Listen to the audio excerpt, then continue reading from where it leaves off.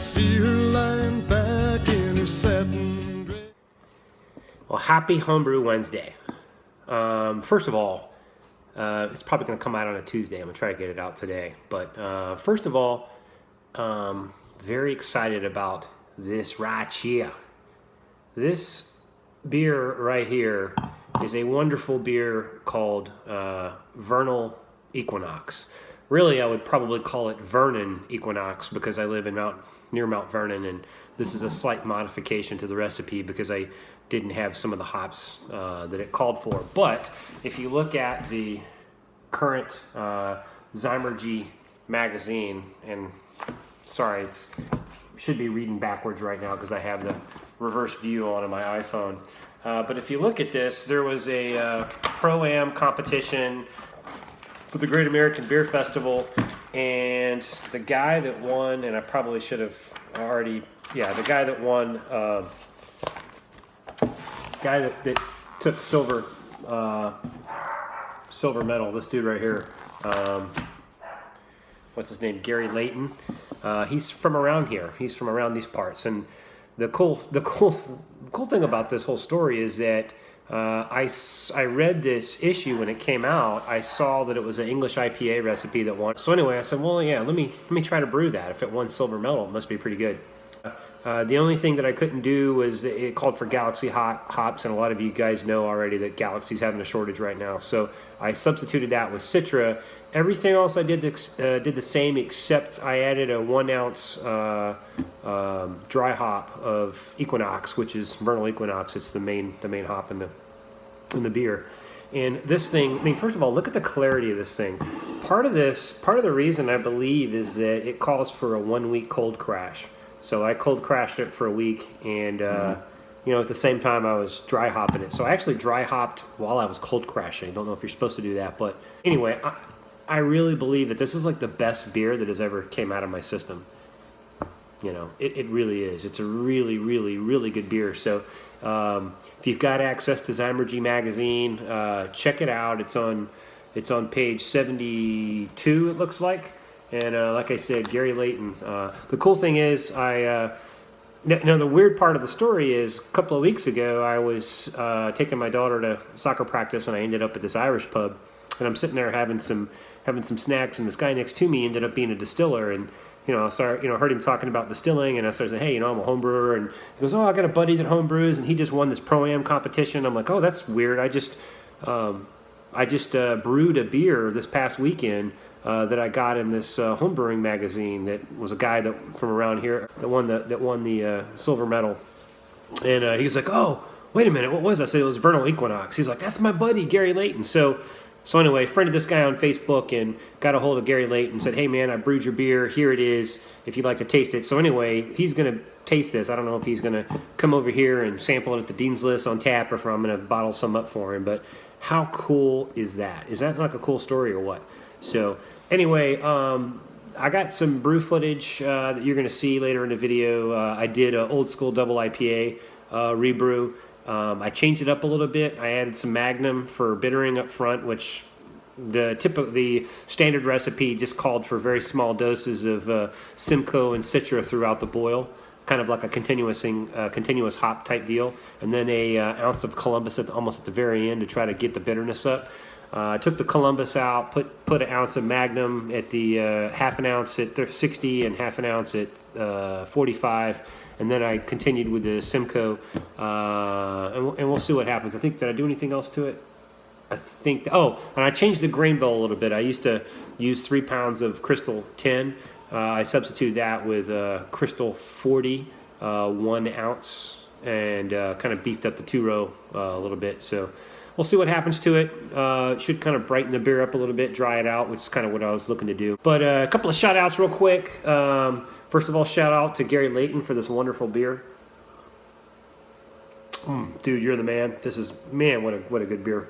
This, I swear to God, I bought this at the store at a craft beer or something. I mean, this is like professional. This is really good.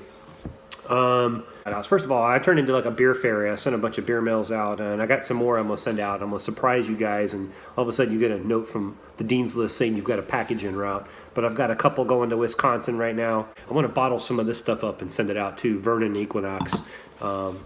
Grace some doorsteps with this stuff. But shout out to Wally Feck. You know, dude, I really love watching your videos. I love your opening. Wednesday, I always want to do that, but I'm like, I don't want to steal his thunder. That's kind of a cool intro. Although I did see that Nate did that this past week. Shout out to Elder. I was remiss in not sending you a happy birthday announcement. Happy birthday, Brad. You're rocking it, man. You wear it well. I'm hoping that my hair would turn gray because I think it would be kind of cool and distinguished looking. But anyway, happy birthday to you. Love me some Under the Table Brewing. Shout out to Tyler Everson. He and I have got a kind of collab beer going on right now. I was able to get those ingredients that we talked about. So whenever you're ready to brew, let's go ahead and get it going. Whenever you're ready, just let me know. And it'd be kind of cool to do a simultaneous brew cast is kind of what I'm looking forward to. Man, that dude's got a setup. He just did like a multi-brew day. Very, very impressive. Shout out to, I guess he's calling himself something different now. It used to be Kala Powaka. I don't know how. It's Mr. Pierce. Don't know how to pronounce it, but now he's called something different, like something Floor Suits or something. I don't know. He changed his name, but shout out to you. He did a Dropkick Nate, and he and I actually he's from Australia, I think. He and I actually have the same Blickman Sparge arm. It's kind of cool watching him go through doing his brew videos. Shout out to the SJ Poor family. I saw that Barrage Brewer ordered some conical fermenter from you. I'm probably going to be hitting you up soon too. If I don't win this, I think Wally Feck sent me like this entry thing where you enter into a win 3 conical fermenter from some company, and if I win that, then I won't. But I think we're going to have to talk soon, Grain Bill, about getting some conical fermenters. So I'll be hitting you guys up, and you guys haven't ordered from SJ. If he's not there in the store, if he's out traveling around gallivanting, doing brew days with somebody somewhere else, his daughter is in the store and she's making shit happen, and she's awesome to work with in terms of customer service, and she's actually sent me at least one package of brew supplies, I think for the SJ Port competition actually. So hey guys, love this hobby, love being part of this community. Love all the other folks that we have now kind of coming in together with this new BrewTube community. Keep it going. I'm at 9 minutes. Wow, I'm gonna have to edit the hell out of this thing. So cheers. Okay, so here we are at the Dean's List for actually doing a brew day today. I'm doing a kind of a modified version of Old School IPA. It's about 10:45, and so far I've got my grains. Got my grains in here, which is, let's see, I got 13.5 pounds of 2-row, and I've got 1.5 pounds of Crystal 40. I changed up on the grain bill a little bit because I'm trying to cut back on the amount of Crystal, so a little heavier on the Crystal but less poundage. I think I had to beef up the 2-row count a little bit, I believe. I also took out the Carapils Crystal because I'm going to do an extended whirlpool. So right now I've got my strike water heating up here. It is at about 158. I don't know if you can see that.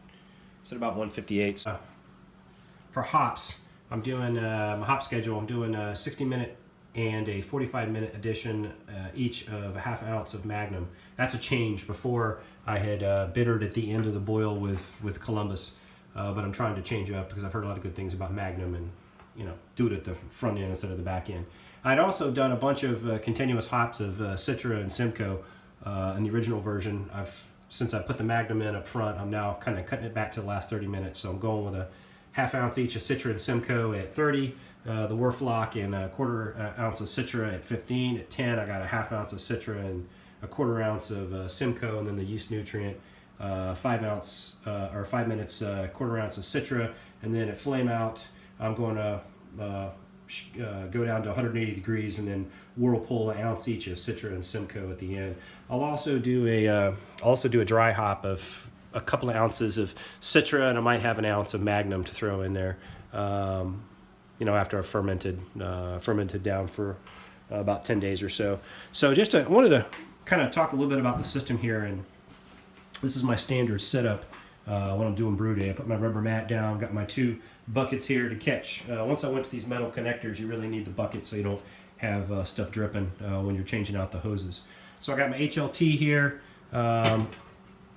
You know, it's got the little heat exchanger underneath here, 15 gallons. And what I'll typically do is heat this up to 171 because I got a boil coil in there. Then I'll move it over to the boil kettle with my strike water. I'll use the graduated sight glass here to measure out how much water I want to use to strike. I'll heat that up to about 173 degrees. It's at about a little over 160 now, so it's moving up pretty quick. I have to move the power hock on the EBC from the HLT to the boil kettle, and it's actually using the temperature probe in the HLT. I've got it set for 180. The temperature in the HLT is 170, so it'll keep heating up for the boil kettle.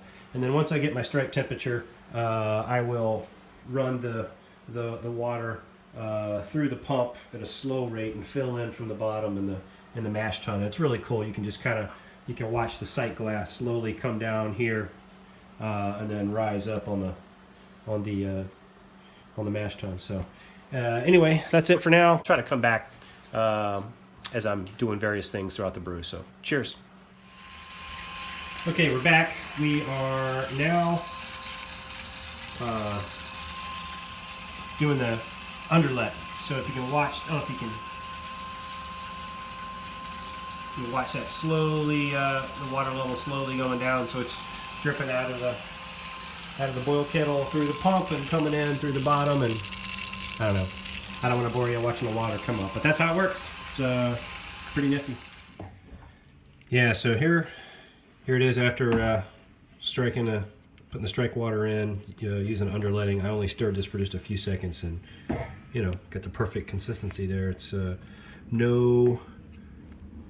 can see there, no dough balls, and looks just like oatmeal. Exactly what you want. Got the mash going. The Herms heat exchanging recirculation mash. So it's coming out of the mash tun through the second pump, up here through the heat exchanger inside the HLT, back out around into the top of the mash tun, and as you can see, it's coming out at a pretty good recirculation rate. Got it set for 143, so you'll watch the temperature up here will continue to rise until it hits 153, and then it'll cut off. So it takes a while for it to climb up the temp. But anyway, that's how it works. Like I said, once it hits 153, then I'll mark my time, and then I'll let it go for an hour. Cheers. All right, there we go. Hit my temp, and it was 11:04 when I hit it, so only took a few minutes. So and it'll do that. It'll get up a little higher, but you'll see it'll stay around 153 when I have it. Okay, I started the sparge. So I've got a nice, wow, nice color on that. That's going to be a nice light color. The runoff gravity was 1092, so everything's looking good. Okay, I collected about 7 1/4 gallons, and getting close to boiling. And let's see, my pre-boil target was 1066, and I hit 1066, so I don't think I'm going to need that dextrose after all. Well, I missed the hot break. Sorry. About 5 minutes into the boil. Looking good. Cheers. Okay, so I'm at 180. Doing my whirlpool. Been going at it for coming up on 23 minutes. Actually, no, coming up on 25 minutes. I'm going to go for 30, and then we'll start cooling it down into the bucket, to the fermentation bucket. And I had a initial clog on my chiller. I had to cool it down to 180 and get the whirlpool started, and then clean out the chiller. But no problem. Back good to go. This is a big beer. Cheers, guys.